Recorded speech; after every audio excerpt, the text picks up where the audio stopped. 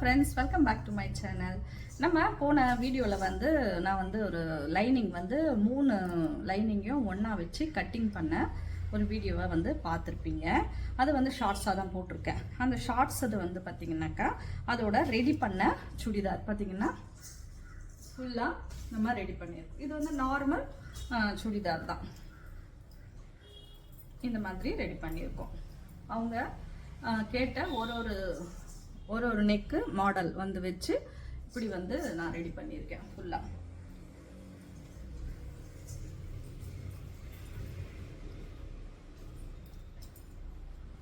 இதுக்கு வந்து பார்த்தீங்கன்னாக்கா ஒரு ஸ்வீட் ஆர்ட் நெக் வந்து கொடுத்து நான் வந்து ரெடி பண்ணியிருக்கேன் இப்படி ஃபுல்லாக.